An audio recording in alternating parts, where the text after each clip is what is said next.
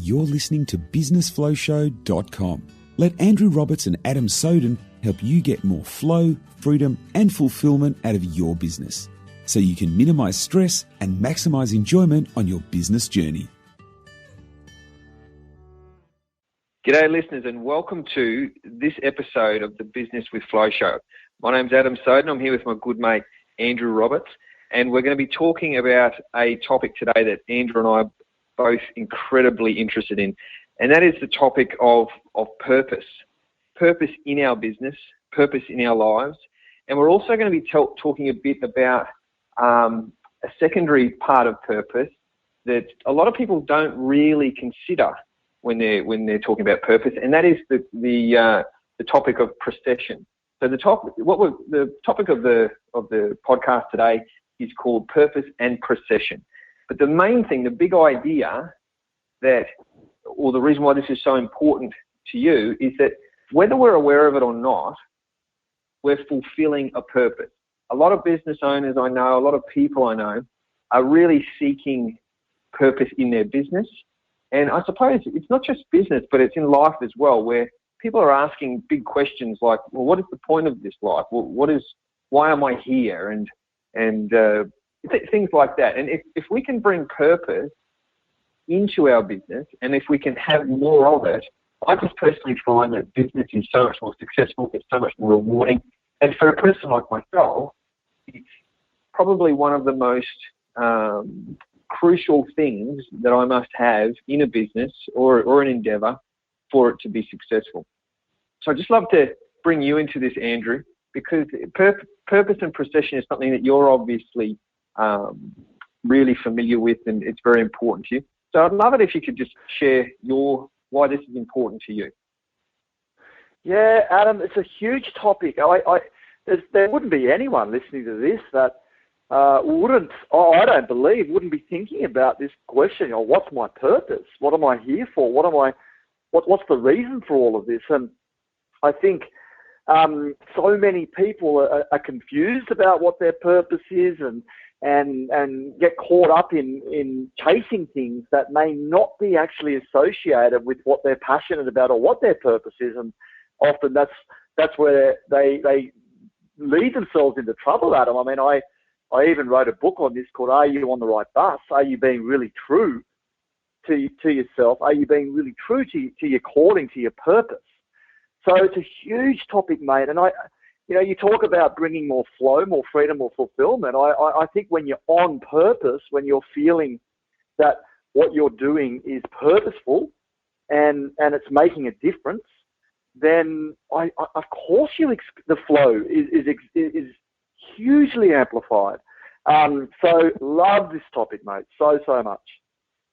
Beautiful. So I suppose just to kick us off, what probably a good thing for us to do is just get really clear, I suppose, on what I mean and you mean by purpose. So in business, the word purpose can get thrown around quite a lot. And so rather than be ambiguous as to what we specifically mean by purpose, I thought it would be a good place to start by defining that and even defining precession. So what most people, like there's a number of different definitions of purpose, but the first thing I suppose I mean by purpose is what is the actual business designed to do? What is the actual outcome of it? Some businesses are purely a commercial endeavor in that they're purely designed to produce a product or a service that they can sell to someone else and make money. And that's completely fine. However, there's other businesses that are designed and other endeavors that are designed so that it's not just a commercial endeavor in itself. It's actually designed, to make money and be profitable, but also designed to achieve a larger purpose in the world and have an impact on the world. And I suppose that's really more the closer definition to what I mean by purpose.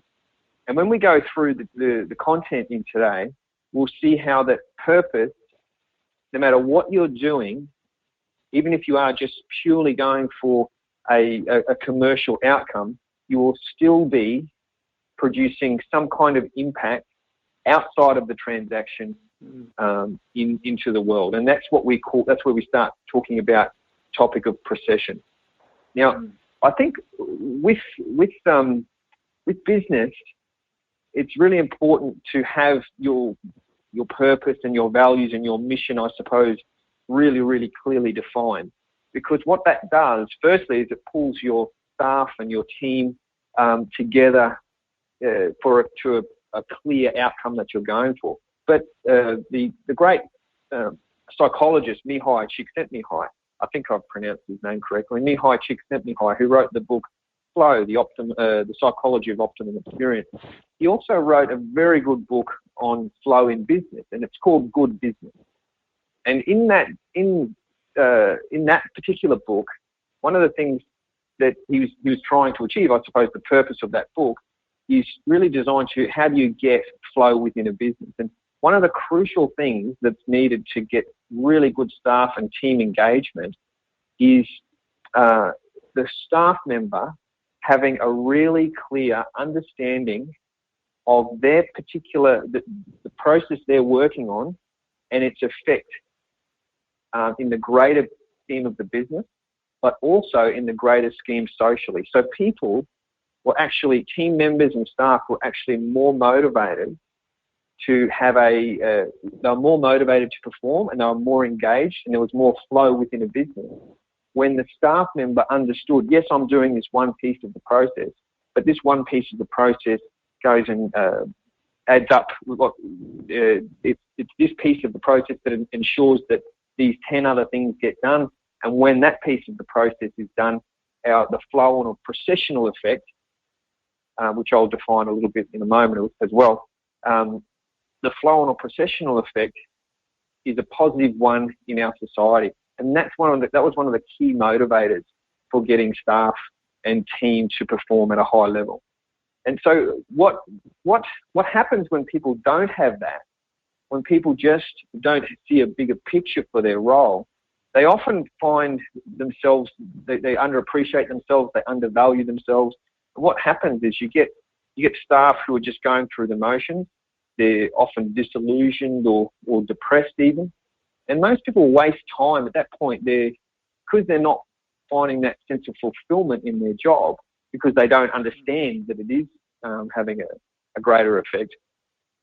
People kind of start looking for other things, and they get lost in fear and doubt, and I suppose just start to underperform rather than get fully engaged in the process that they're working on within the business. Rob, I'd love to know your thoughts on this as well. I mean, you've worked with a lot of business owners. What do you find? How do you find that staff motivation and the greater, bigger picture for a staff member and a team affect the businesses that you've worked with? Oh, mate, there's two things I wanted to share here, and the first one is there's a hypothetical story, and I think Brian Tracy shared this, mate. So it's not my IP, this particular story, but he walks past three workers, and they're all bricklayers, and he says to the first bricklayer, well, "What are you doing?" And the first guy says, I'm laying bricks." And he said to the second guy, "What do you do?" And he said, "I make $10 an hour." And he asked the third bricklayer, "What are you doing?" And he said, "Well, I'm building the greatest cathedral." Uh-huh. And I think what you're linking back to is that the person that's building the world's greatest cathedral is working with a lot more purpose than the bricklayer or the $10 an hour worker. And I find this, and the more you're talking about it, Adam, the more I'm realizing I don't reckon business owners get this nearly enough. Mm-hmm. And the best example I can give with this is when we launched the podiatry hive. And just to really simplify, this is a business that I was involved with. I've since sold that business. And the purpose behind the podiatry hive was to provide services to the podiatry industry. Podiatrists are foot doctors. And the intention was to provide them, some coaching, some mentoring, etc. Now, when that business was launched, Adam, it wasn't launched with let's go and make $50,000. it was launched with a purpose of let's go and transform an industry. Mm-hmm. Let's go and let's have a purpose to change the podiatrist in the whole industry. Let's modernize this industry. Let's raise the bar of this industry. And if you could appreciate, because this purpose was not just let's change a few, let's change an entire industry, the vibrational impact, the energy that's going about this. So it's not about let's go and make $50,000. It's let's go and change the lives of 2,000 podiatrists that are based within Australia initially, and then globally tier 2. And that's fantastic. When you get clear on your why, it's coming back to your why, isn't it? It's your mission. Why do you exist? And every single business exists to solve a problem. And I find setting the goal around a purpose, like what you're talking about, mate, is just, if you could actually let go of the financial crap that we get so caught up with and put it around, what are we actually really doing here? And link it to solving problems, then not only will your energy go up, but you're exactly right. You'll attract new resources in, and you'll enroll and inspire your team. So huge topic, mate. Yeah. Well, I'm just reminded of the Steve Jobs story when he had that conversation and invited. He said to the guy from Pepsi, do you want to make sugared water, or do you want to come with me and help change the world? I think what we're finding, what I see is that without purpose, people have to charge a premium for good staff.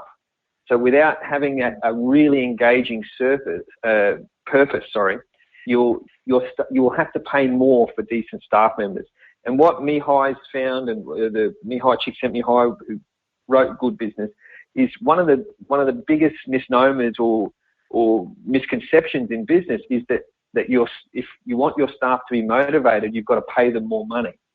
Now, if you have if you don't have that purpose clearly defined, you probably will have to pay a premium to attract good staff. But if you do have a purpose, if you do have a real clear mission, you won't have a problem getting those staff. They'll actually be willing to, in a lot of cases, work for less because they actually believe in what you're doing. And I've been involved in organisations that were turning over millions of dollars, and their entire staffing network was volunteer. So these were real businesses that were designed to make a profit, that were basically run and managed by volunteers just because people believed in the mission.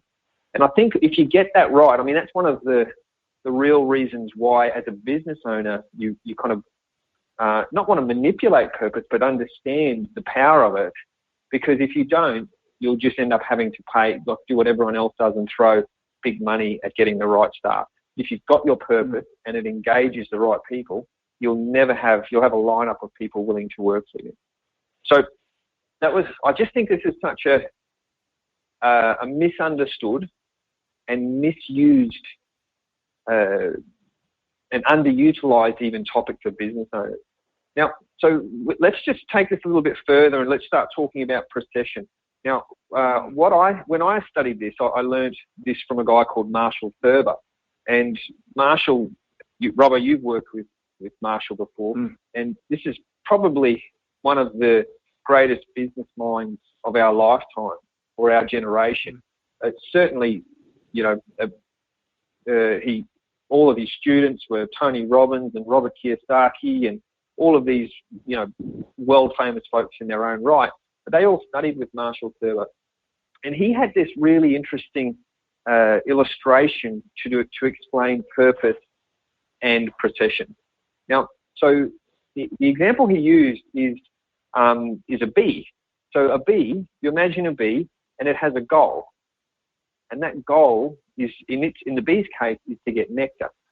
So the bee wakes up in the morning, if that's what the bee does, and goes about looking for nectar. And he spends his entire time getting nectar and getting covered in flying from flower to flower to get the nectar. So his own goal is nectar. The bee's goal is nectar. However, the way precession works, or in the example or this illustration that Marshall used, Marshall says the precession is what's really, the purpose is in the precession. Now, what that means is the Great Spirit, or whatever you want to call it, God or whatever, its purpose for the bee is not to get nectar.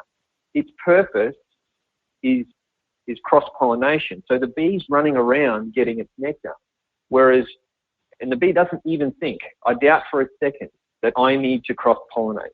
It's just worrying about nectar. It's just, give me the nectar, give me the nectar. Whereas Great Spirit uses that desire within the bee to, maintain life on this planet as we know it, because the bee is obviously one of the most crucial things to keeping life together and the planet alive by pollinating the plant. So one of the things because Marshall was also a student of the great Bucky Fuller, and Bucky, I was listening to an interview of him, and he basically was saying, based on that theory of precession, most people will never really understand what their true purpose is here. Most people will never really see it. If you're very lucky, you will enlightened as to what true purpose will be. True purpose is. I think this is for people to get. Like, if you're replacing me with a bee, one of my goals might be to make money. Instead of being nectar, I run around trying to make money or have particular business goals.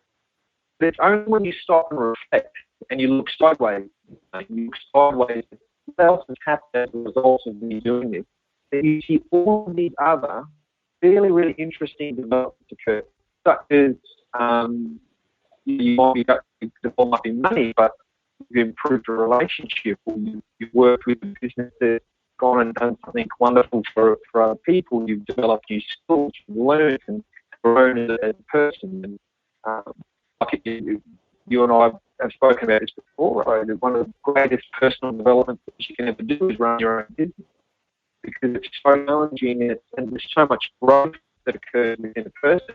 But it's really comes down to, my goal was to have a profitable business.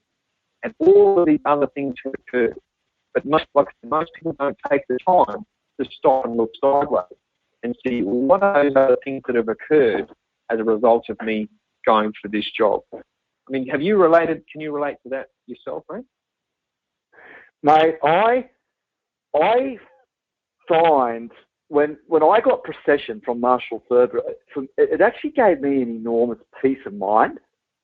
And he actually learned it from Buckminster Fuller, famous philosopher. So Bucky taught it, who studied nature, and we are nature.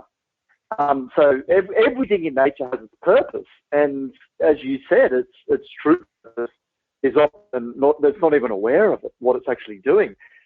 And what Marshall Thurber helped me identify, hanging out with him, was you have to be moving forward in order to be creating precession. If you're standing still, you can't be adding value. If you lock yourself away and you're not moving forward, it's like the bee. If the bee doesn't leave its hive, it can't cross-pollinate. So it has to be in motion. And the other thing that I got so excited about was with Marshall, and he said, look, when you think you've landed what you think your purpose is, just remind yourself it's not it. Because the minute you do that, you think you've found it, and that's going to stop you moving forward. And let's just for a moment reflect on how many actors reach the top of their career, or musicians, and then turn to drugs and alcohol abuse, right? And why are they doing this? And many of them are doing this because they've lost purpose, that they've felt they've reached their pinnacle. And they're no longer moving forward, and they're no longer adding value. And as a result, they go into decline. If you're not growing, you're dying. And for me, what happened for me was I was always chasing, thinking I've got to find my purpose. And now I'm just like, you know what? Just do what my intuition's guiding me to do and keep moving forward. And when I think I've found it, just remind myself it's not it. And then something else, like you know, I'm about to get married, Adam. And right now my purpose is to have set up an awesome marriage. And also to have an awesome business. But I know when I have kids, my purpose may change. And then I know when those kids grow older, my purpose may change again. So I think as well, what you move towards, what you're focusing on, is constantly in motion, and that's completely cool. Yeah. So I wanted to just add that little bit. But the key thing is, you can't steer a parked car. You have to be in motion. I always say this to people that come to me sometimes, you know, how do I find my purpose? It's like, just move forward. As Steve Jobs says, and you've probably got this one somewhere, but you can't connect the dots looking forward. You can only connect them looking backwards. So you have to trust that the dots will somehow connect in your future. You have to trust in something, your gut, destiny, life, karma, whatever. This approach has never let me down, and it has made all the difference in my life. Yeah, that's a quote from Steve Jobs. So, mate, yeah, really powerful when you understand precession. That's fantastic. Fantastic. I actually, there's a Taoist quote, and it said, through the eyes of the ego, we only see good and bad, but through the eyes of the superior man, we see the hand of the sage in all things. Now, essentially what that means is most of the time we're looking at things, oh, that's good, that's bad, I don't want this, I do want this. Whereas from our mature self, the superior man is kind of the mature, I suppose, spirited part of us that we often can be a part of. And obviously people know what I mean by ego, I'm assuming, and that's kind of the immature part. But through our higher self, for lack of another word, we see that there is no good and bad. There is only the sage is kind of the spirit that works through the Tao. So what it's basically saying is there is no good and bad. There is only God working. There is only Great Spirit working. And so why this is important to me within this topic is, like, for the bee wants nectar.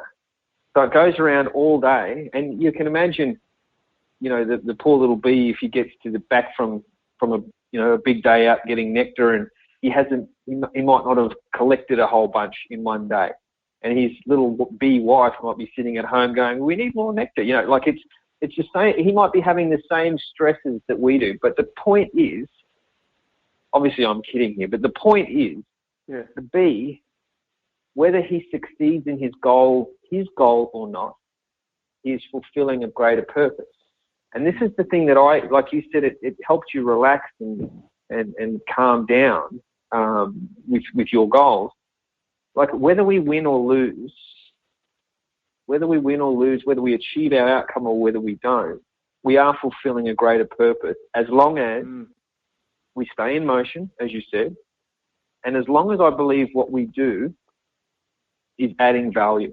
Now, this is the other point that Marshall and Bucky try and get across with this whole idea.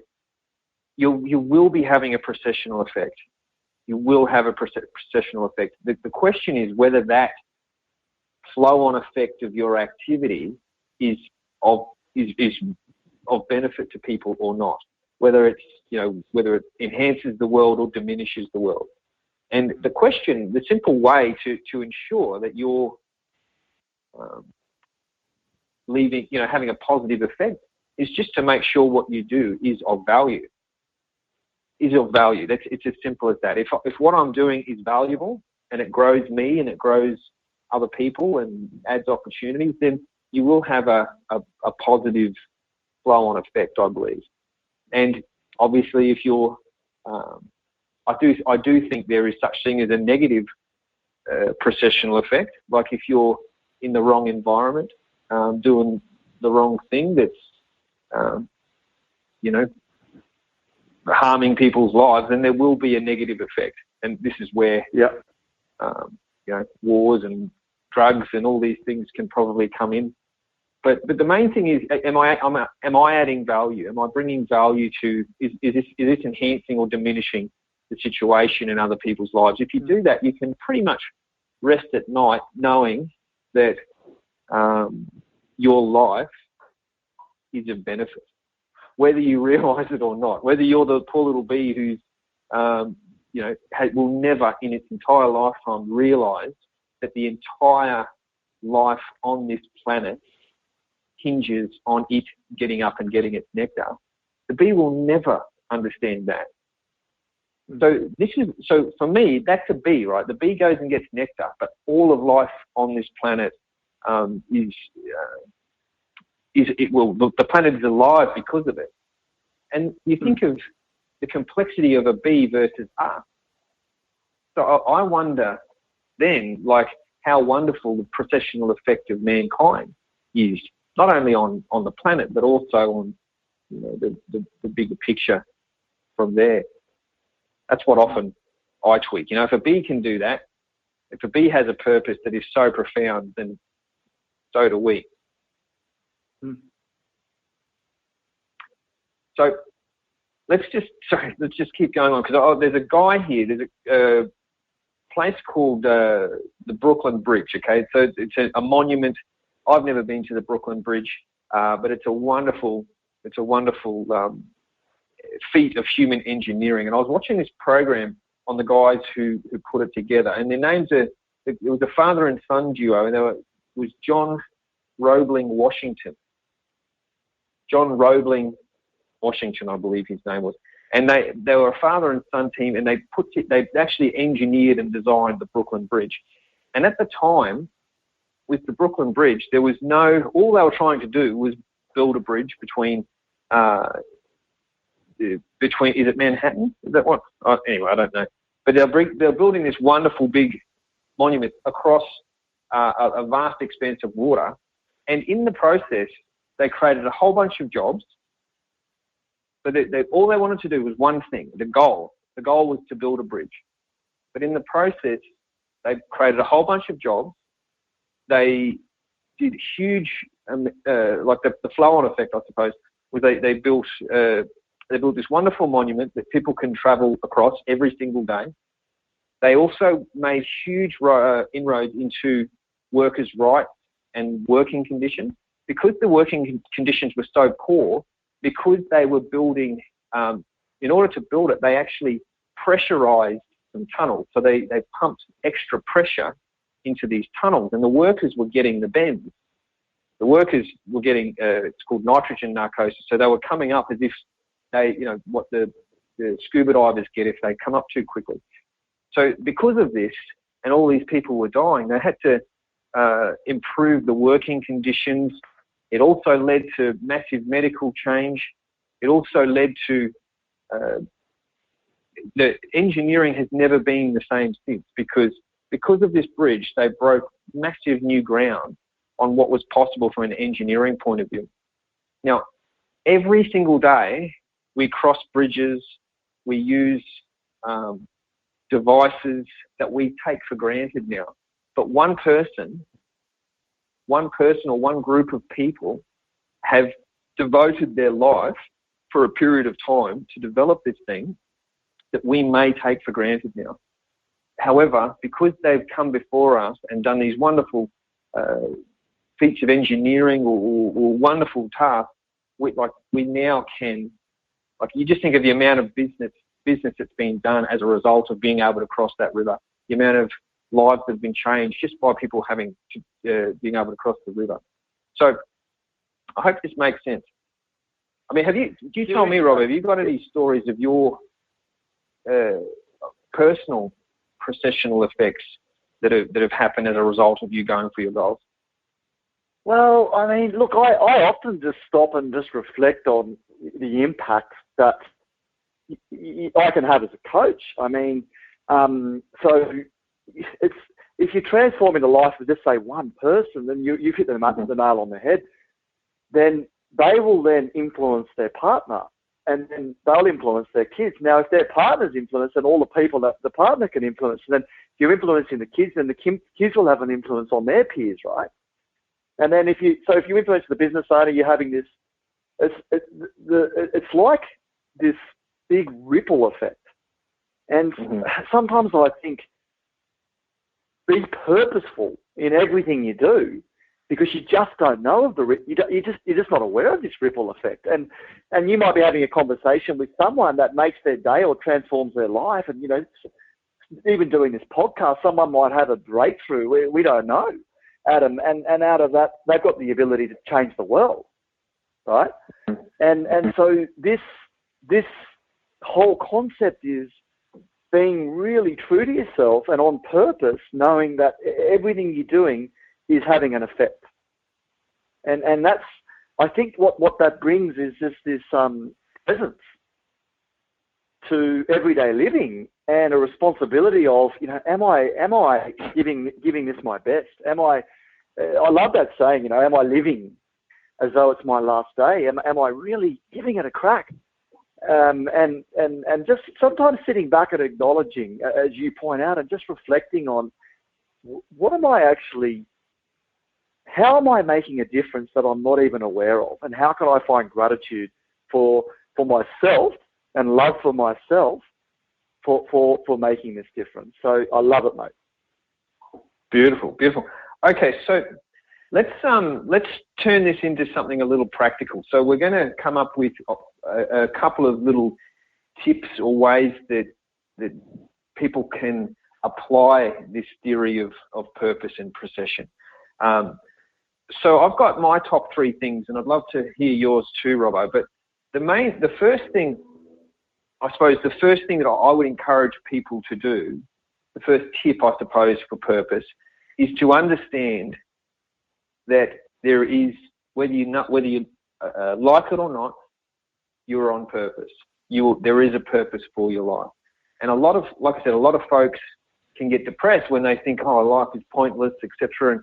And I certainly have had those experiences. Before I understood this, I did, suffer from some depression, because I was thinking, what's the point of all of this? Like, why are we here, etc. And it did bum me out until I really understood precession. But the first thing is purpose and precession. So the first point I'd love to share is that we're always on purpose. And I suppose the thing that's most important is to ensure that our interactions and our actions add value. Now, I think a really good illustration of this is I've got 3 kids, Robbo, so you've got a little bit of catching up to do in the children department. But, yeah. But one of the things that can happen if you're a business owner or when you aren't really conscious of what's happening, you can come home from work and you can see your family and not make your interactions with them immediately, not make a conscious effort to interact with them with value. So one of the things that I noticed was in the past, when I came home tired, so my attention was on myself and how tired I was, etc. And I would walk into a house where there's 3 little people who really want to see me, and a wife who's probably been looking after 3 little people all day. And my first response to them was often a grunt. And instead of walking in with some love and conscious of how I was interacting with them, I would grunt. And that one activity, that one action, would then set up a cause of a ripple effect for the rest of the evening. So one of the things, even down to that one interaction, coming home from work and making sure that my initial interaction with the kids and with my wife was something of value and that added value to them, that has completely changed our marriage. And not only that, when I get to work in the morning, one of the things that I do, the first thing I do when I come into my office, is express gratitude for my office space and for my business. So instead of starting my day or starting my family time unconsciously, I make sure that first interaction in my business and at home are adding value and bringing the best version of myself, so to speak. So that's the first two things. There is a purpose, and the value you bring determines the effect. And I think the third thing that I'd love to share is a little thing I learned from Bucky Fuller, which is at the end of each day, before you go to bed, just take the time to ask the question: what flow-on effects occurred today? It's like a meditation where you just lie in bed as you're drifting off to sleep, and think of the interactions you've had, and then basically look sideways and say, what was the effect of that? How did that affect that person? What were the processional things?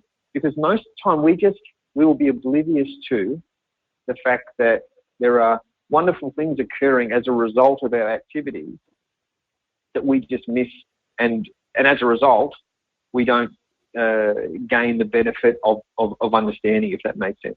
So when you go to bed, think of the activities you did in the day, and just think of the effect that those things had, either positively or negatively.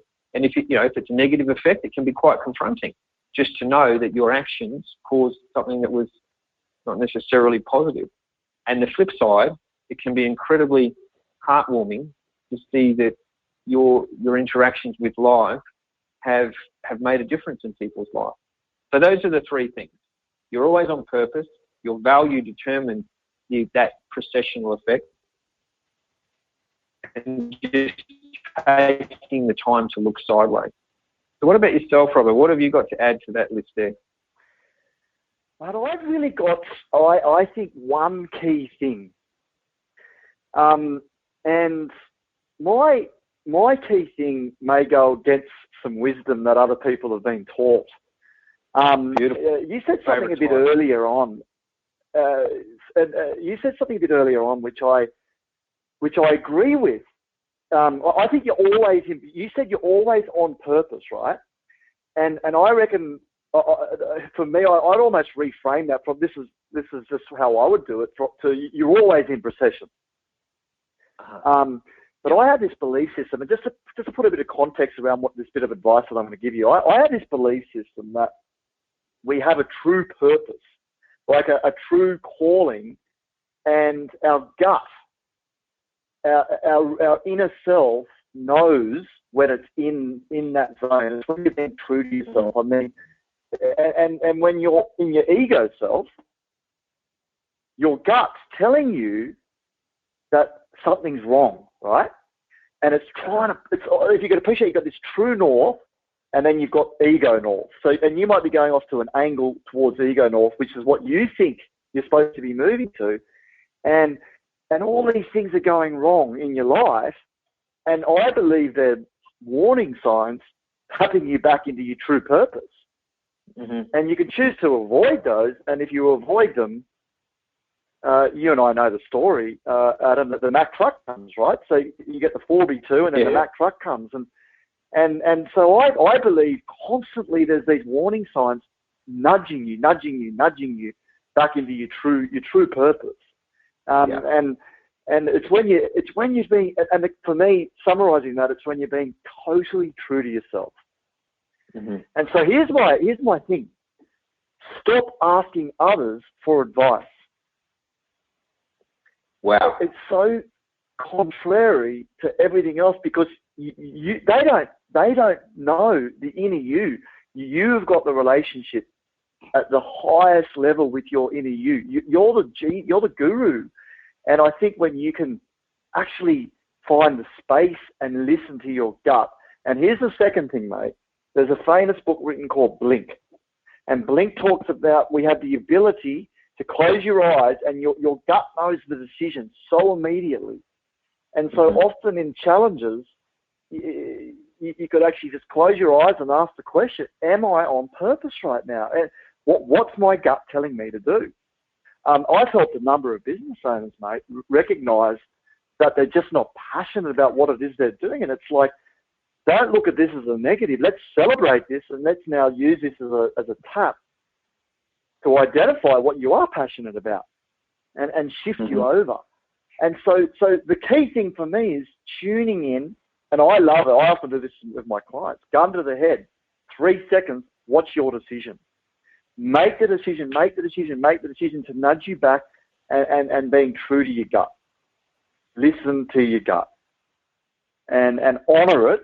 And the more you honour it, Adam, I'm sure you'd agree with me, mate, the more it supports you. The more it supports you. I've just become so in tune with my gut, so in tune. We would not have launched this show, mate, if we didn't have a gut intuition that said we need to launch the Business with Flow show, right? This is no accident. It's just, and I to be really honest, Adam, you and I haven't at this particular point in time really got any idea where it's going to take us. But it was a calling to do it, and that was a gut calling, and here we are honouring that gut calling. So my advice is build a relationship with your intuition, and mate, I think we can even do another full podcast on just how to do that. Oh, mate, I was just thinking exactly the same thing. A podcast on intuition. I've said this to you before as well, Robbo. This is why I love that quote. You know, the ego sees through the filter of good and bad, whereas superior man sees the hand of the sage in all things. One of the sayings that I said to you ages ago is the fastest way to learn to trust your gut or your intuition is to ignore it. One of the fastest ways to learn to trust is to ignore one's intuition. In other words, don't do something that you know you should do, or do something that you know you shouldn't do, because it usually ends up in a crumpled mess of bad emotion and drama, but I tell you what, it's a really, really quick way. The amount of times I've heard people say, I knew I shouldn't have done that. And in fact, I dated a girl, and the second I saw her, we years ago before I met my wife, the second I saw this woman, I went, she's trouble. Stay away from her. It was like a split second, I had this instinct that went, stay away from this girl. And I ended up dating her for 3 years, and it was 3 years of less than ideal relationship, let me tell you. So the fastest way to learn to trust your intuition is ignore it. So that's the thing. It's like, if you want, let's do a podcast on it, Adam. Let's just explore it in a full podcast, because it's such a good topic. And you know, it's taken me years to develop a deep relationship with my intuition. And I think that's such a cool podcast. Just on that, do you think it's a necessarily a relationship with it? I mean, did you always have a sense of what was right or wrong versus, or is it just something that you had to... I'll reframe it. It's taken me a long time to become aware of the ego and all the other crap that I was doing that was getting in the road. So you know, Marshall Thurber again, we need to spend more time unlearning than learning. So I've had to unravel and throw away all the blockages that have clouded my intuition that's always there. So you've had intuitive colonics, mate, as I'm sure I have, and many of our listeners, unblocking that intuitive flow. All right, well we'll certainly look at that in one of our next podcasts. But if we might just wrap it up there, because it's such a good place to finish as well. So if you are listening, thanks so much for this. I'm assuming you've got some great value out of Purpose and Precession. And what we'd love you to do is like it and share with all your friends who you think would be interested in our Business with Flow show. We've got some really great episodes coming up, so you'll be able to download them as they're produced. So we'll see you on our next call. See you later, everyone.